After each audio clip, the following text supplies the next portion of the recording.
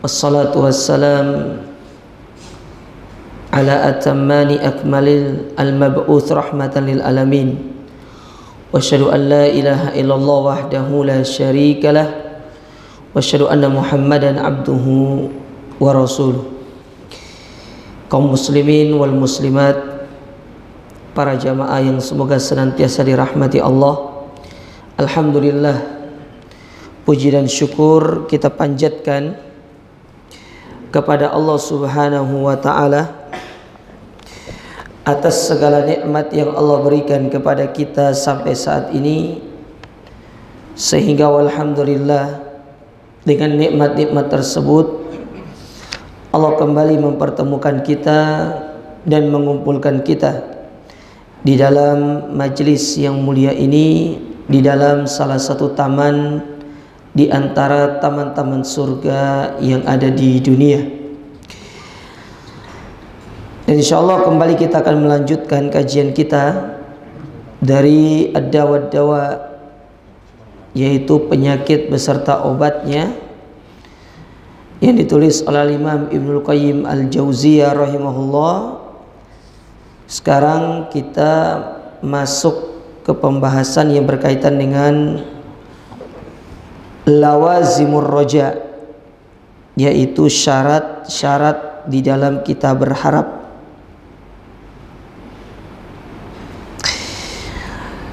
Sebagaimana yang sudah kita jelaskan pada pertemuan-pertemuan sebelumnya, bahwasanya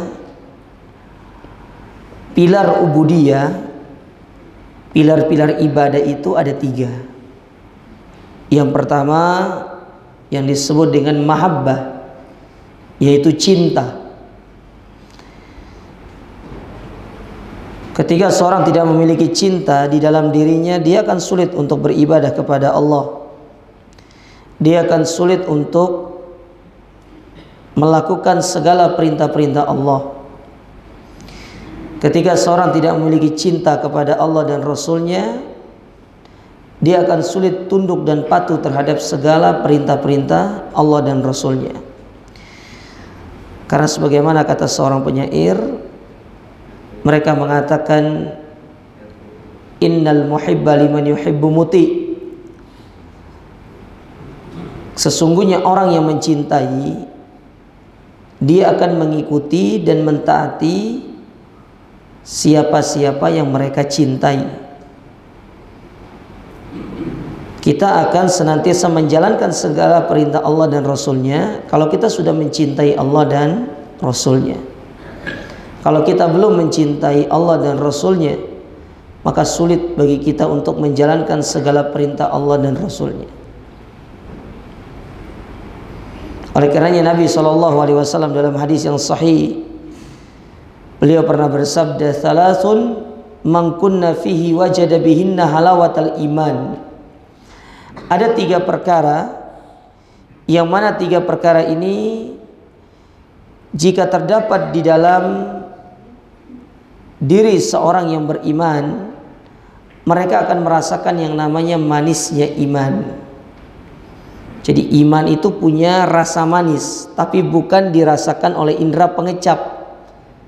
Namun yang bisa merasakan manisnya iman itu adalah hati yang ada di dalam dada kita. Mungkin antum bertanya, Ustaz, gimana sih rasanya manisnya iman itu? Sebagian para ulama mengatakan di antara bentuk manisnya iman itu, seorang akan merasakan ketenangan, ketentraman, kenyamanan di dalam hidupnya. Dan itu merupakan semanis-manisnya kehidupan di atas muka bumi, ketika seorang merasakan ketentraman, kenyamanan, dan ketenangan. Banyak orang memiliki segalanya, tapi dia jauh dari Allah Subhanahu wa ta'ala. Namun dia tidak mendapatkan ketenangan yang dia harapkan. Karena ketenangan yang dia harapkan itu terletak pada ketaatan dia kepada Allah dan Rasulnya. Dan itu diawali dengan rasa cinta. Makanya para ulama menyebutkan pilar ubudiyah yang pertama itu adalah rasa cinta. Nah, yang kedua ada namanya roja, rasa harap. Kita berharap dari ibadah-ibadah yang kita lakukan Allah memberikan ganjaran pahala, dan dari pahala itu kita berharap dimasukkan ke dalam surga. Nabi pernah bersabda, la yadkhulul jannata ahadun bi amalihim, bahwasanya salah seorang di antara kalian tidak akan masuk surga dengan amalnya. Jadi seorang tidak akan bisa masuk surga karena amalnya, tapi karena rahmat Allah. Namun di antara bentuk rahmat Allah kita masuk surga itu adalah kita dimudahkan beramal. Jadi kita dimudahkan beramal itu bagian daripada rahmat Allah.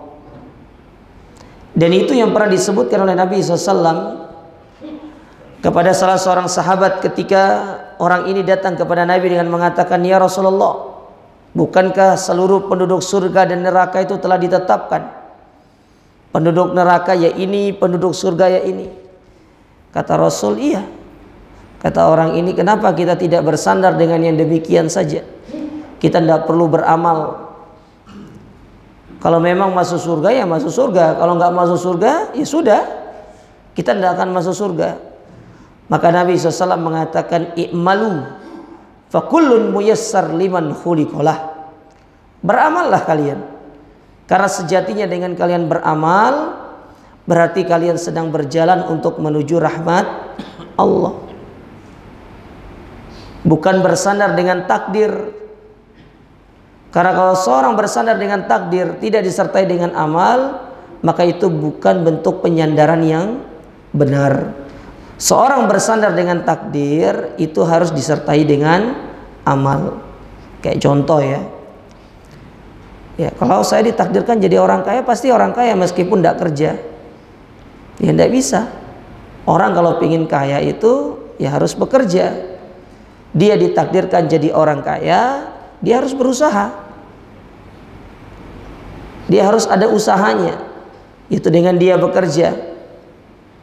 Kalau memang dia ditakdirkan jadi orang kaya, maka dengan dia bekerja tersebut Allah akan mengantarkan dia untuk menjadi orang yang memiliki harta yang banyak.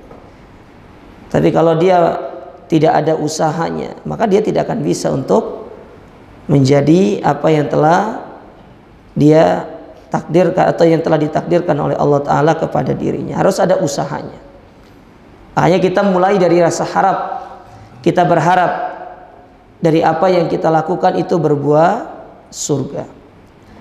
Nah, sedangkan yang ketiga itu ada namanya khauf, rasa takut. Jadi kita takut kalau kita tidak beramal, kita akan dimasukkan ke dalam api neraka. Kalau kita tidak taat, kita dimasukkan ke dalam api neraka. Dan terlalu banyak dalil-dalil di dalam Al-Quranul Karim yang menjelaskan tentang penyesalan orang-orang yang selama di dunia dia tidak beramal dan mereka ingin dikembalikan ke dunia untuk mereka bisa beramal kembali. Maka kita jangan masuk ke dalam golongan ini. Tapi takutlah kita kepada Allah sejak hari ini dengan ancamannya, dengan azabnya, sehingga yang demikian itu akan memudahkan kita untuk terus melakukan amal ibadah dan menjauhkan diri kita dari kemaksiatan kepadanya. Nah, yang ingin kita sampaikan sekarang ini yaitu pilar yang kedua tentang syarat yang harus terpenuhi supaya kita benar-benar dikatakan sebagai orang yang memiliki sifat roja, berharap kepada Allah Subhanahu wa ta'ala. Kata Imam Ibnu Qayyim bahwasanya syarat seseorang itu dikatakan dia berada dalam pengharapan yang sempurna ada tiga. Ada tiga syarat yang harus terpenuhi. Dan ketiga ini tidak boleh hilang. Tiga-tiganya harus ada. Yang pertama, mahabbatu ma yarjuh, yaitu rasa cinta terhadap apa yang dia harapkan. Benar-benar dia mengharapkan sesuatu itu didorong oleh rasa cintanya kepada Allah dan Rasulnya.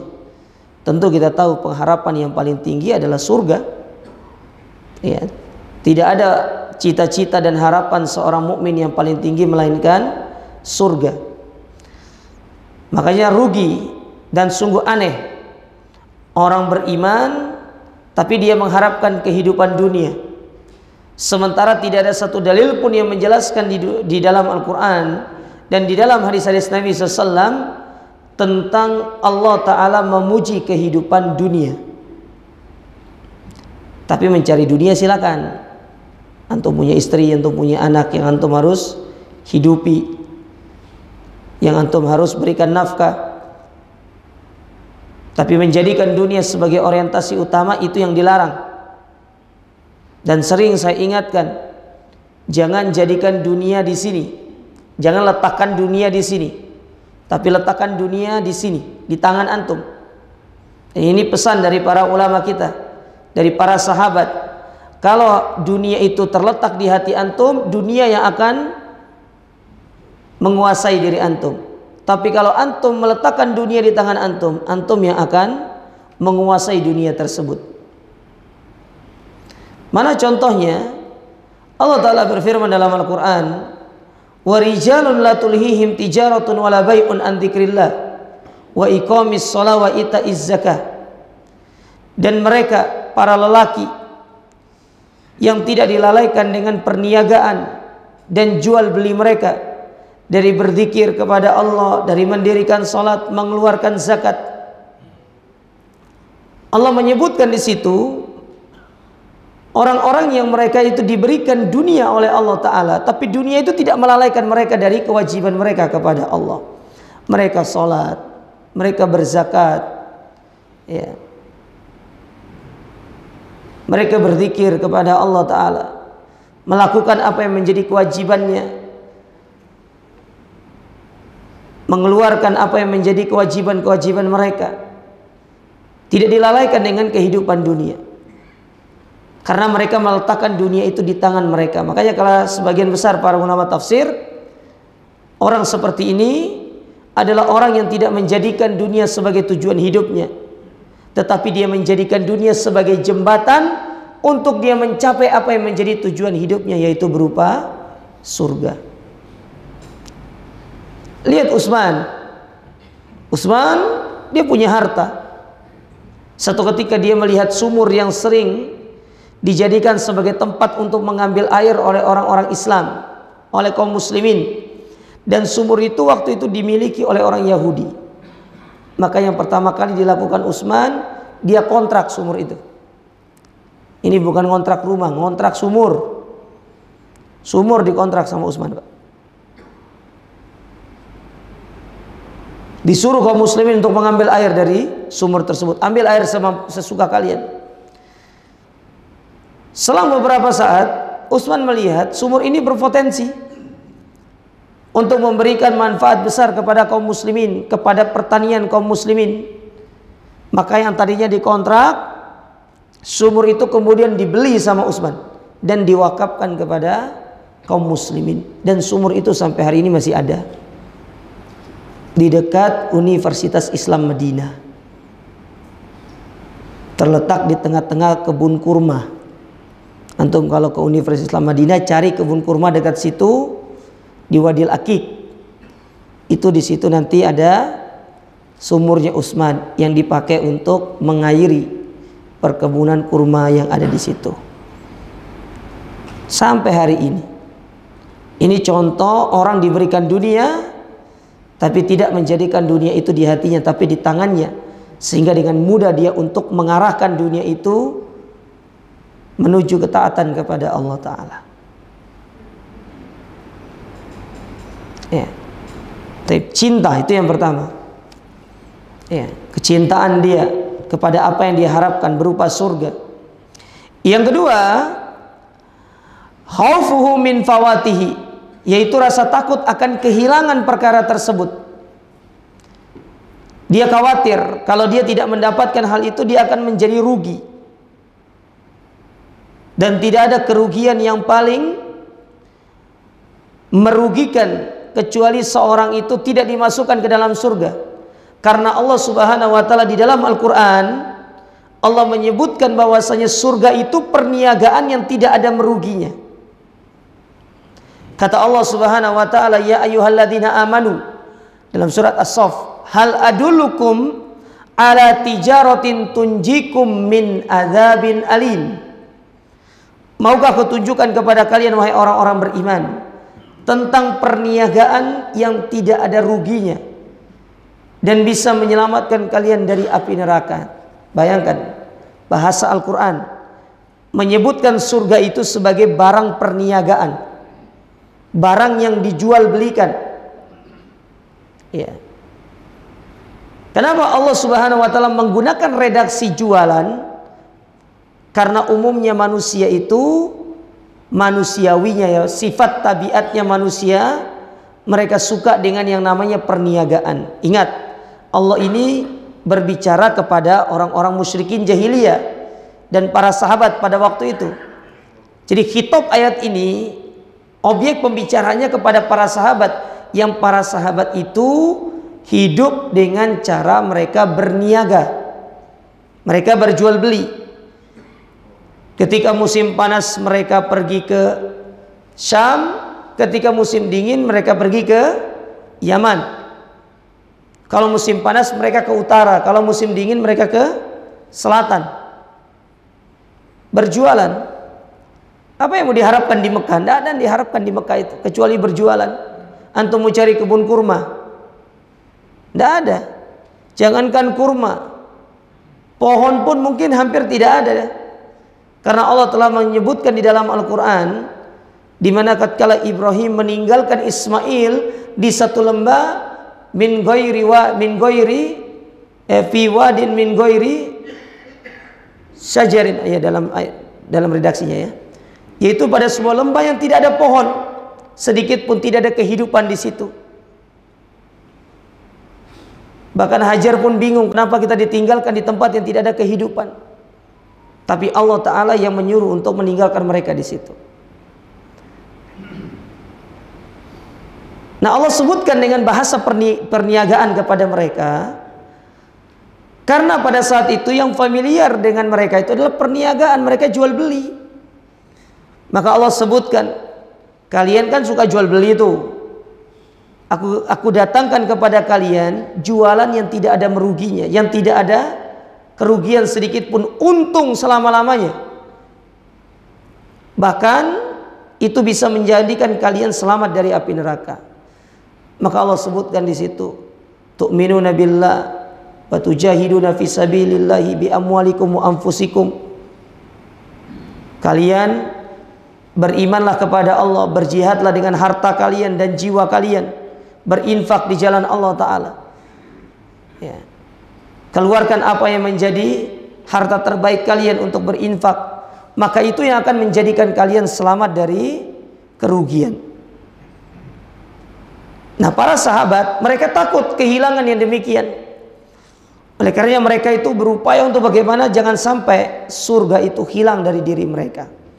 Maka mereka berinfak, mengeluarkan harta mereka di jalan Allah. Mereka beribadah, melakukan segala hal yang bisa menjadikan mereka itu tidak merugi. Itu para sahabat. Kalau kita kan beda. Nggak apa-apa hilang yang lainnya, yang penting jangan hilang dunia. Kita lebih takut kehilangan dunia daripada kehilangan kehidupan akhirat.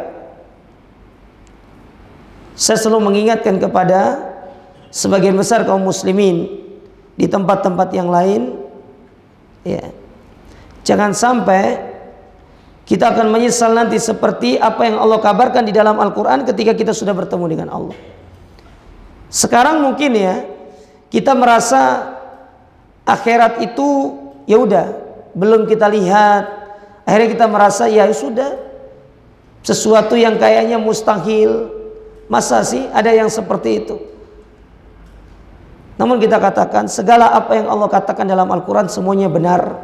Tidak mungkin Allah itu berdusta. Maka barang siapa yang percaya dengan janji-janji Allah, maka dia yang akan diberikan kemudahan dan kemenangan oleh Allah tatkala sudah sampai di hari kiamat kelak. Itu yang kedua. Yang ketiga, di antara syarat seorang itu bisa dikatakan dia berada di atas pengharapan yang sejati, yaitu sa'yuhu fi ta'silihi bihasbil imkan, berusaha untuk dia memperoleh apa yang dia harapkan tersebut. Jadi ada usahanya. Karena usaha ini yang akan membedakan apakah yang kita inginkan itu hanya akan sebatas menjadi sebuah angan-angan atau dia menjadi sebuah cita-cita. Ibnu Hajar di dalam kitab beliau Fathul Bari, beliau menyebutkan perbedaan antara angan-angan dengan cita-cita. Saya kasih contoh sederhana ya. Kita kalau berbicara surga, ya itu mungkin perkara yang paling tinggi. Kita berbicara yang paling dekat dengan kita, husnul khotimah.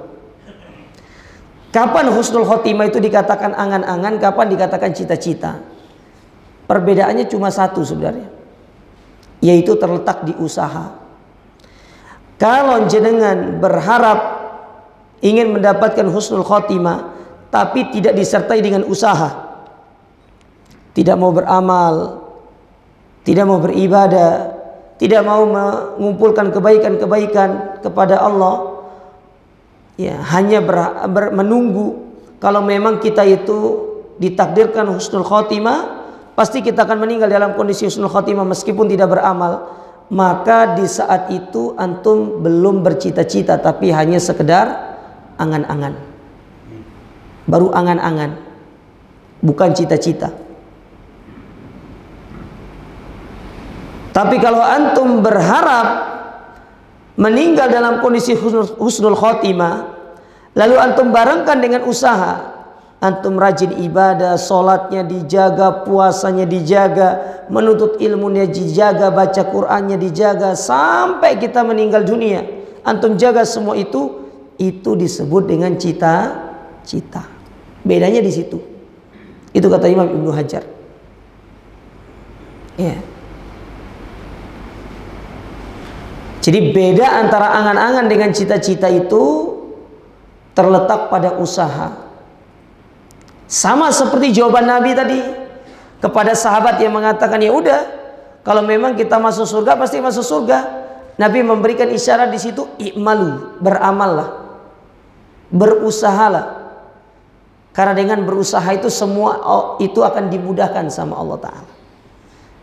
Yang menjadi cita-cita, yang menjadi harapan kalian itu akan menjadi sebuah cita-cita yang akan dimudahkan. Tapi kalau kita tidak beramal, tidak berusaha, itu tidak akan dimudahkan sama Allah. Dan jadilah harapan itu hanya sebuah angan-angan, bukan cita-cita. Itu perbedaannya kata Ibnu Hajar. Nah, tinggal antum terapkan dalam diri antum. Apakah antum selama ini berangan-angan atau bercita-cita?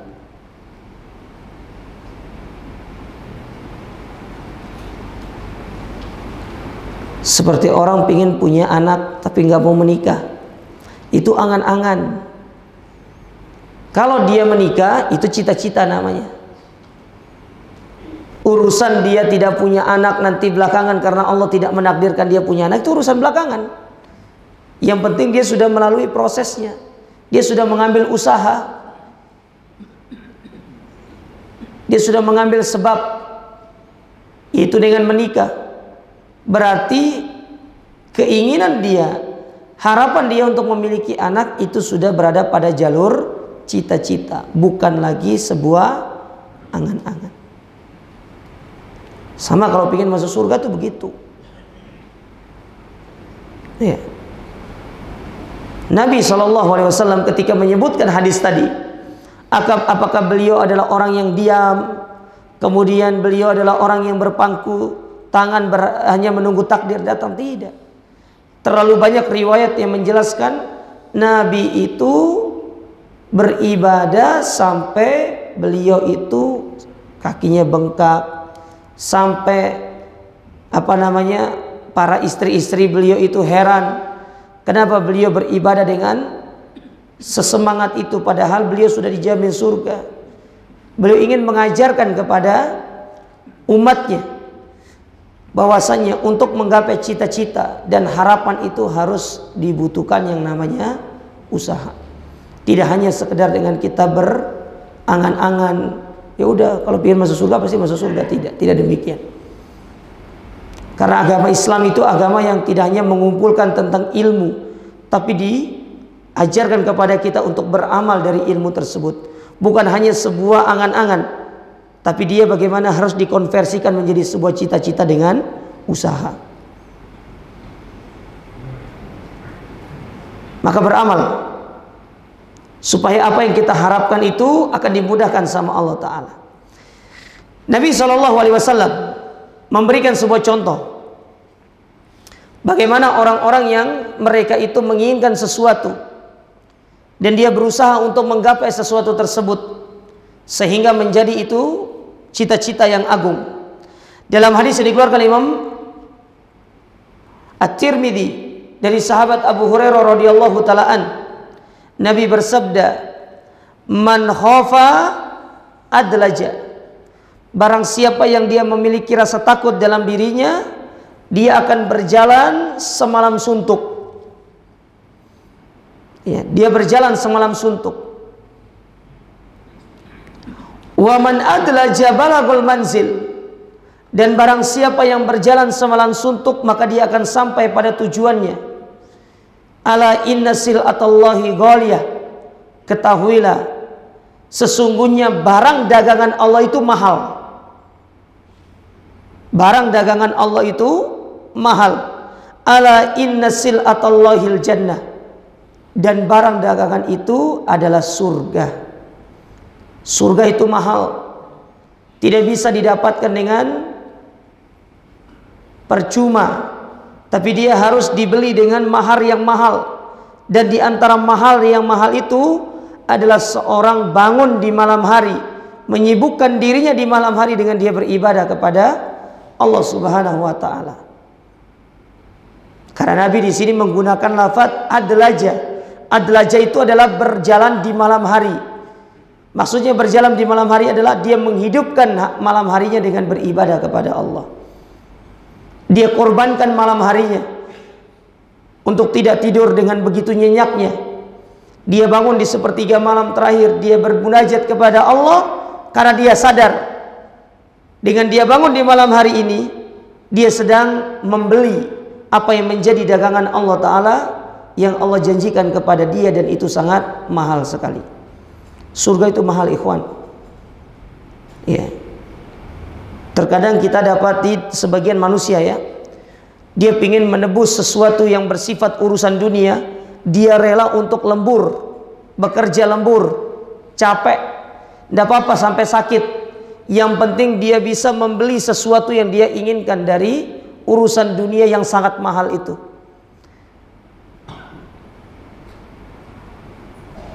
Tetapi pola ini sangat sulit diterapkan untuk kita membeli surga.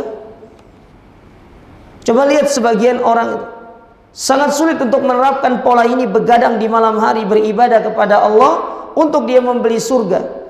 Tapi kalau untuk membeli dunia, sangat mudah bagi dia untuk menerapkan pola seperti ini. Maka sekali lagi kita ingatkan, kehidupan dunia sebentar, kehidupan dunia sesaat. Coba antum lihat ke kiri dan ke kanan antum. Mana dahulu orang-orang yang suka duduk di samping kiri kanan antum?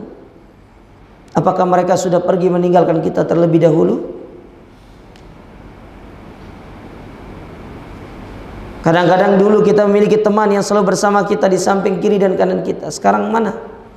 Mereka sudah pergi dahuluan, meninggalkan kita, sudah menuju Allah, sudah diambil sama Allah. Kehidupan dunia itu singkat. Antum jangan tukar dengan kehidupan akhirat yang kekal abadi. Betapa banyak orang-orang yang mereka berteriak di dalam api neraka, mereka minta dikeluarkan oleh Allah Ta'ala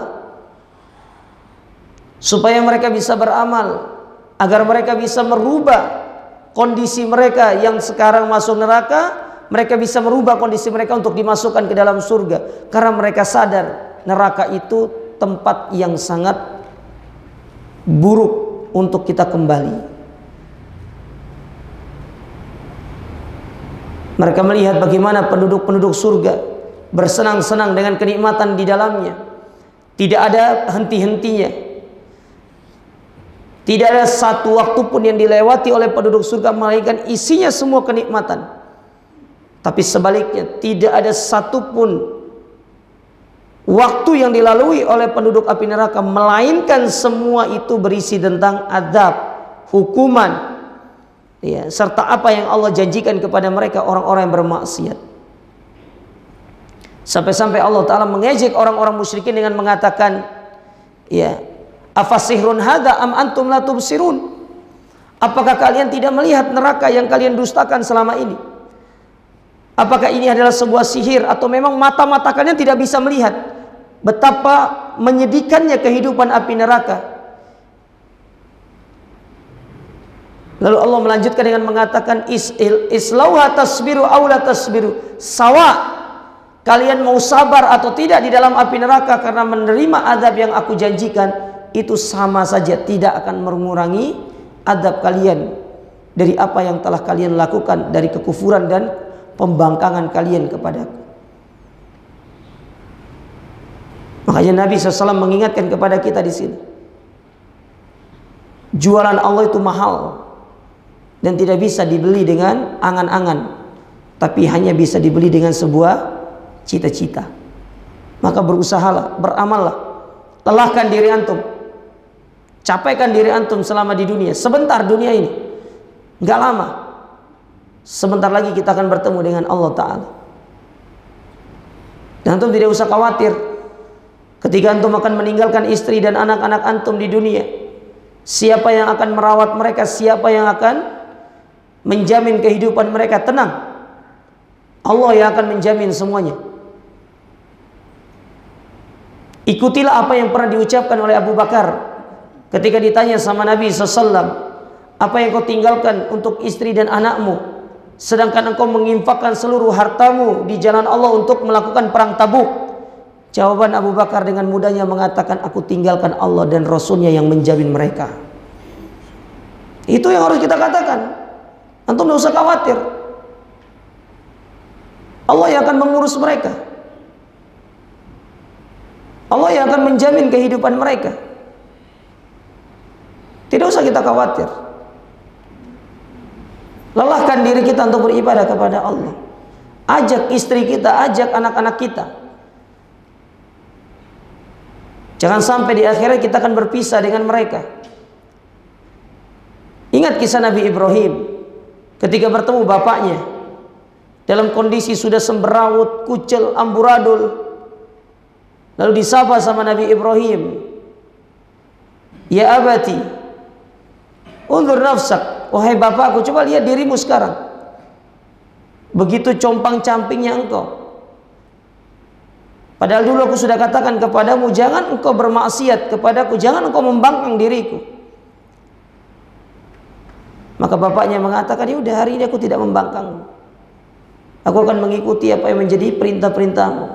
Nabi Ibrahim berlutut di hadapan Allah, berdoa kepada Allah, meminta agar bapaknya dimasukkan ke dalam surga supaya bisa bersama dia di dalam surga. Jawaban Allah cuma satu, aku haramkan surga bagi orang-orang kafir. Mereka tidak bisa masuk surga. Kalau Nabi Ibrahim sudah berdoa, Khalilullah, kekasih Allah, ulul azmi, tidak dikabulkan sama Allah Ta'ala untuk memasukkan keluarganya ke dalam surga, bagaimana dengan kita? Siapa kita dibandingkan dengan Nabi Ibrahim alaihissalam? Ya. Ingat ikhwan, terlalu banyak riwayat yang didatangkan oleh Nabi SAW kepada kita. Jadikan itu sebagai pelajaran, sebagai pengingat agar kita tidak lalai dengan kehidupan dunia ini, agar apa yang menjadi harapan kita tetap menjadi sebuah cita-cita, bukan akan menjadi sebuah angan-angan belaka. Lelahkan diri antum, capaikan diri antum, beribadahlah sama Allah Ta'ala, menuntut ilmu, belajar, duduk di majelis ilmu. Apalagi duduk di majelis ilmu ini butuh kesabaran. Dan satu, Luangkan waktu, bukan cari waktu luang. Antum tuh sibuk, saya yakin antum tuh sibuk. Kalau antum cari waktu luang tidak ketemu, tapi kalau antum meluangkan waktu pasti ketemu. Jangan cari waktu luang, luangkan waktu. Ya, luangkan waktu. Antum harus punya satu waktu yang di situ antum gunakan untuk beribadah, menuntut ilmu agama, dan tidak boleh diganggu gugat dengan kegiatan apapun. Karena ini cara antum ingin melelahkan diri antum dalam rangka beribadah kepada Allah Subhanahu wa taala. Baik. Allah Subhanahu wa taala berfirman di dalam surat Al-Mu'minun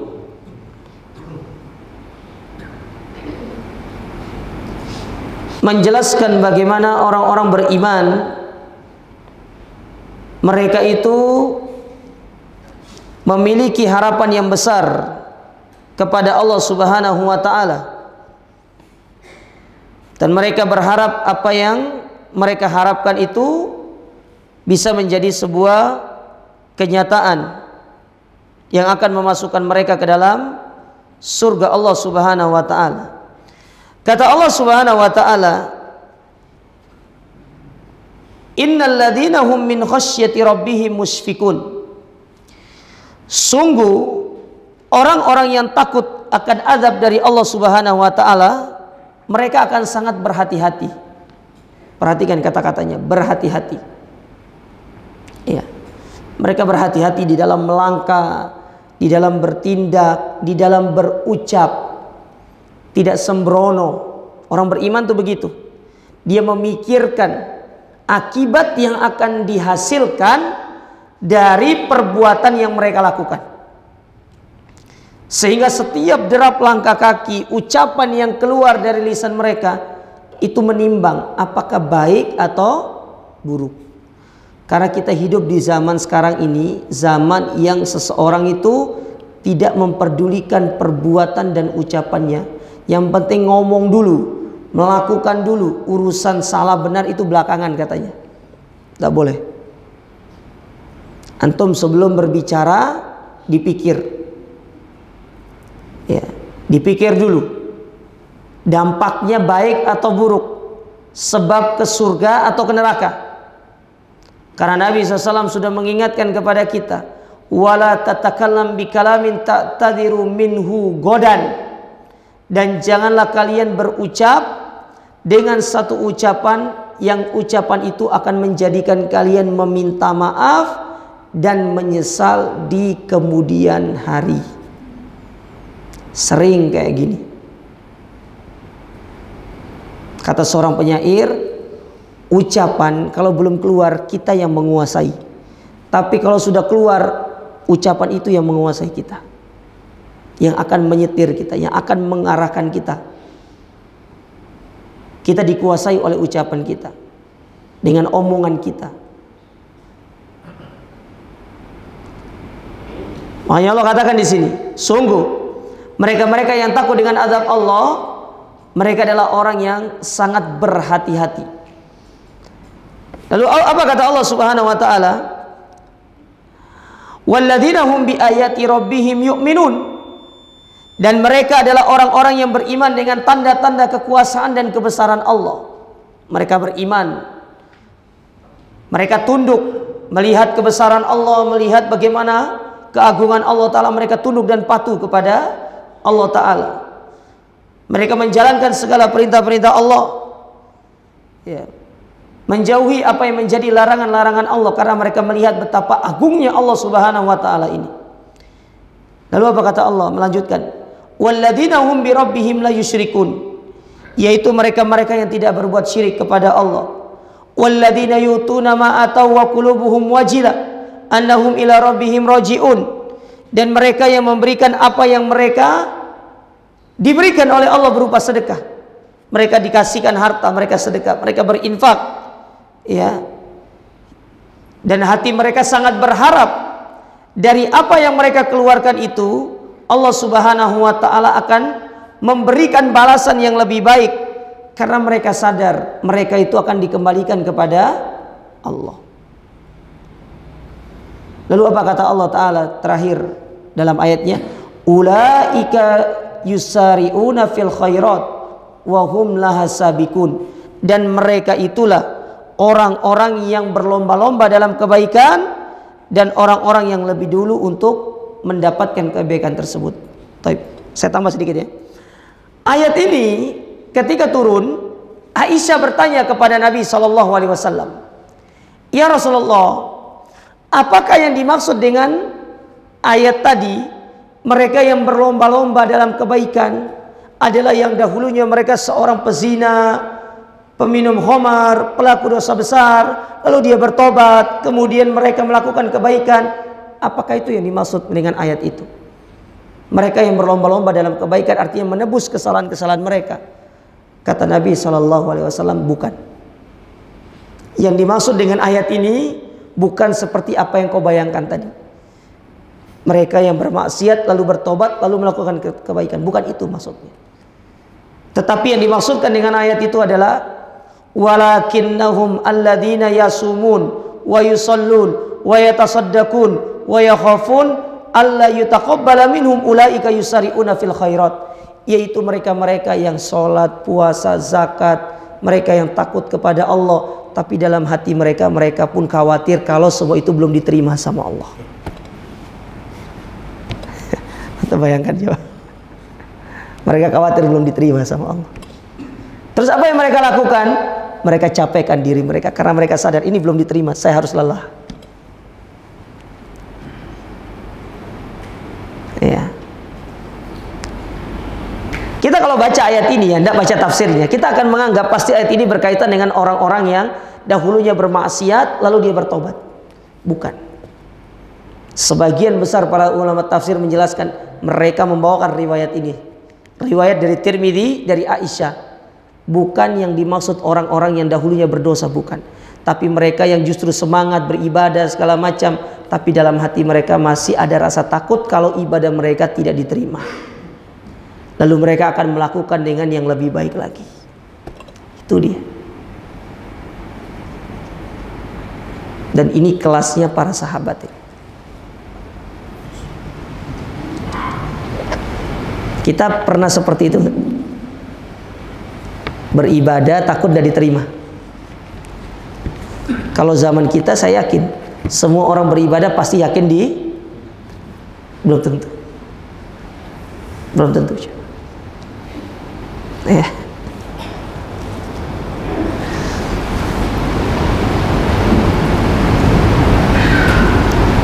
Nanti antum bayangkan, antum baca ini ya. Lanjutan nanti di buku terjemahannya. Saya tidak membawakan semua. Ya. Antum bacakan di buku terjemahannya di Ad-Dawa ini. Di situ beliau membawakan bagaimana perkataan dari para sahabat-sahabat yang besar. Contoh ya saya katakan. Abu Bakar As-Siddiq, beliau pernah berkata kepada para sahabatnya, andaikan aku bisa hidup ulang, aku tidak mau jadi manusia. Aku ingin menjadi sebuah pohon, yang pohon itu akan ditebang dan dia tidak akan diminta pertanggungjawaban nanti di hari kiamat.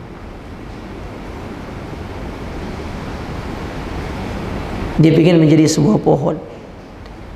Dalam satu momen beliau berkata kepada anak-anaknya, andai kata aku bisa hidup kembali, kata Abu Bakar, aku ingin menjadi sehelai bulu, yang mana bulu itu ketika dia jatuh dia tidak diperdulikan oleh pemilik bulu itu, pemilik rambut itu, dia tidak peduli. Karena mereka sadar apa yang mereka kerjakan itu belum tentu diterima oleh Allah Subhanahu wa Ta'ala. Apalagi dengan kondisi terkadang kita ini suka riya, suka sum'ah, suka ujub. Pintu amal yang menjadikan amal itu rusak itu ada 3. Yang pertama ujub, yang kedua sum'ah, yang ketiga riya. Berawal dari ujub. Orang kalau sudah ujub, bangga dengan amal ibadah yang dia lakukan, ya, ketika dia sudah ujub, bangga dengan apa yang dia lakukan, hati-hati. Itu pintu awal syaitan telah berhasil menggoda antum. Pasti setelah itu antum akan jatuh ke dalam riya dan sum'ah. Itu pasti. Tidak mungkin, tidak.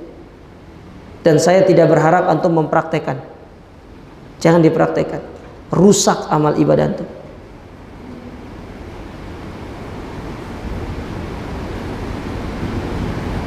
Ya, jangan.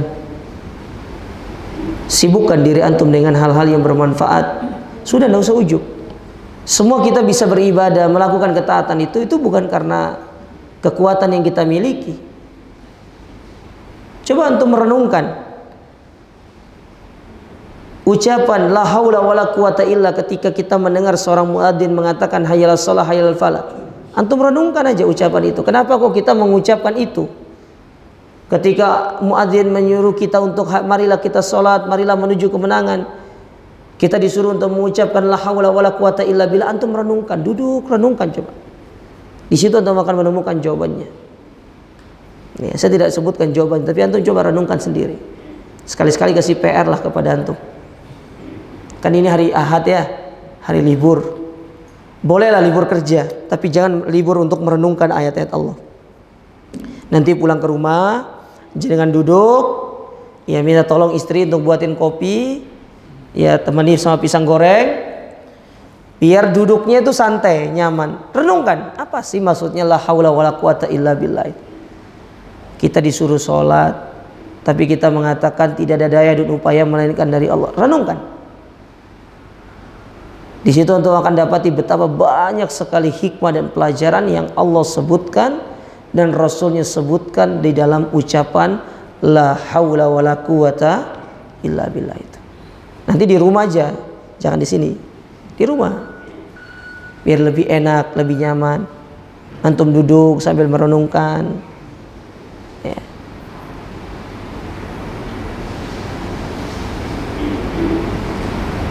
Oleh karena itu ikhwan, ya saya wasiyati diri saya pribadi dan kepada antum semuanya, beramallah, berharaplah kepada Allah, dan jadikan sebuah keinginan kita itu semua sebagai cita-cita, jangan hanya sekedar angan-angan.